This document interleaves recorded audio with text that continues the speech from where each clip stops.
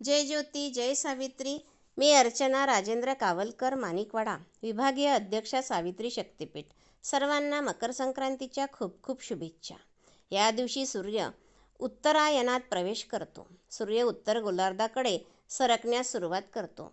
दिवस मोठे आणि रात्र लहान होऊ लागते आणि हिवाळ्याचा शेवट होतो, ज्यामुळे शरीरासाठी उष्णता निर्माण करणारे तिळगुळ व इतर पदार्थ खाणे फायदेशीर ठरते आणि पतंग उडवणे यासारख्या कृतीमुळे शरीराला सूर्यप्रकाश मिळतो.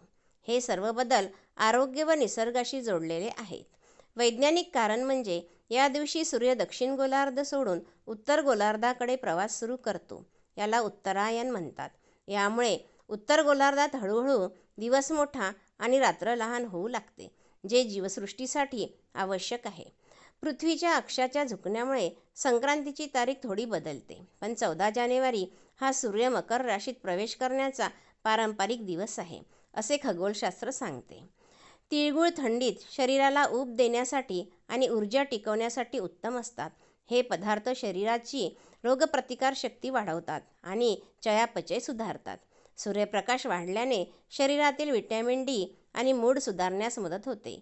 म्हणून सकाळी लवकर उठून सूर्यप्रकाशात बसणे व पतंग उडवणे हे आरोग्यासाठी चांगले मानले जाते. ऋतूबदल हा सण हिवाळ्याचा शेवट आणि नवीन पिकांच्या हंगामाची सुरुवात दर्शवतो, ज्यामुळे निसर्गाप्रती कृतज्ञता व्यक्त केली जाते. हा सण शेती संबंधित असून जो हिवाळ्याच्या समाप्तीचे आणि नवीन पिकांच्या कापणीचे प्रतीक आहे.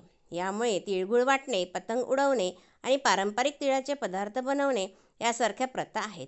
तिळगुळ शरीराला उष्णता देते. तसेच तिळगुळासोबत नवीन निघालेले पीक म्हणजे बोर, गांजर, ऊस, गहू, वाटाण्याच्या शेंगा, वालाच्या शेंगा वाटण्याची प्रथा आहे. अशा प्रकारे मकर संक्रांत म्हणजे नवीन ऊर्जेच्या आगमनाची प्रतीक आहे.